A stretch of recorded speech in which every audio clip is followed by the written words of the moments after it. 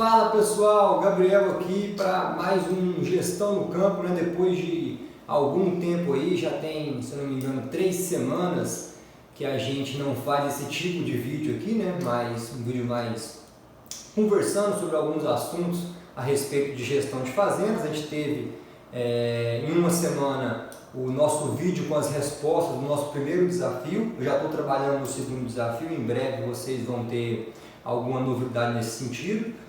Na outra semana foi um vídeo da Semana Gestão no Campo, né? Aquele evento que a gente faz para passar muito conteúdo mais aprofundado, conteúdo mais trabalhado sobre gestão de fazendas. E na última semana, na semana passada, a gente liberou a reprise, né? O replay dessas 4 aulas que a gente teve na Semana Gestão no Campo. Então, ficamos aqui 3 semanas sem ter esse tipo de vídeo, mas hoje a gente vai voltar para esse vídeo aqui, esse vídeo mais uma forma de diálogo, uma forma de conversa, uma maneira talvez até um pouco mais descontraída que a gente procura trabalhar com vocês. E o tema que eu pensei para a gente conversar nessa semana foi um dos indicadores mais importantes que a gente tem que analisar na gestão de fazendas, que é o ponto de equilíbrio.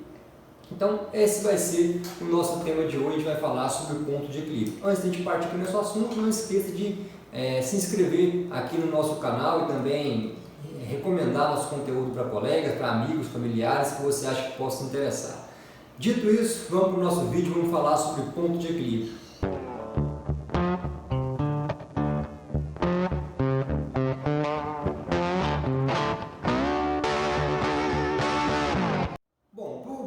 De equilíbrio, né? Algumas pessoas já têm boa familiaridade, bom entendimento do que é o ponto de equilíbrio, algumas ainda não têm. Então, basicamente, para você entender o que é o ponto de equilíbrio, de maneira assim, bem básica, bem simples, é justamente o ponto em que você vai equilibrar receitas e despesas, ou seja, o ponto em que você vai ter lucro zero. No ponto de equilíbrio, o seu lucro é zero. Você está igualando receita com despesa. Ou seja, por que é importante a gente saber o ponto de equilíbrio? Né? Porque é a partir dele que a fazenda vai começar a ter lucro. Então, a gente vai falar disso aqui mais um pouquinho. Quando você achar o ponto de equilíbrio, ele vai te dar um referencial para te dizer, olha, isso aqui é o mínimo que você precisa produzir, olha, é o mínimo que você precisa faturar, ou então, olha, é o mínimo de preço que você precisa vender sua produção. Porque a partir dele é que você vai começar a ter lucro. Abaixo é prejuízo.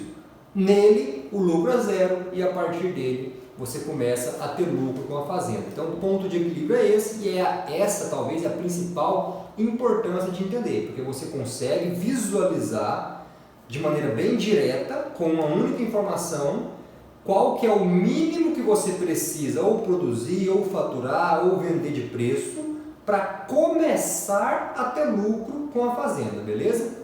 Então essa é a importância do ponto de equilíbrio. Como é que a gente calcula o ponto de equilíbrio? Para a gente calcular o ponto de equilíbrio, a gente precisa encontrar um outro indicador antes de calcular o ponto de equilíbrio, que é chamado de margem de contribuição. Então, a margem de contribuição é um indicador que basicamente ela mede a margem de lucro em relação aos custos variáveis. Tá? Então, você encontra a margem de contribuição fazendo faturamento menos custo variável, essa é a sua margem de contribuição, e ela vai ser utilizada para calcular o ponto de equilíbrio. Para você calcular o ponto de equilíbrio, a gente tem que ter em mente que existem 3 tipos de pontos de equilíbrio. Tem o ponto de equilíbrio que a gente chama de financeiro, o ponto de equilíbrio que a gente chama de contábil e o ponto de equilíbrio que a gente chama de econômico. O ponto de equilíbrio financeiro, ele leva em conta somente os desembolsos, né? Somente aqueles que a gente chama aqui de custos caixa. Então, é aquele dinheiro que você vai movimentar realmente. O ponto de equilíbrio contábil, ele leva em conta, além desses custos desembolsáveis, os desembolsos da fazenda, ele vai levar em conta aqueles custos de depreciação ou os outros custos não caixa, ou seja, que não tem movimentação de dinheiro, não tem desembolso.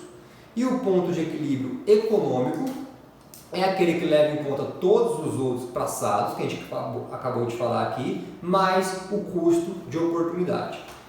Para trabalhar como exemplo aqui, nós vamos falar do ponto de equilíbrio financeiro. É com ele que a gente vai trabalhar o nosso exemplo, o nosso diálogo aqui hoje. Mas saiba que existem esses outros dois tipos de ponto de equilíbrio, o contábil e o econômico também.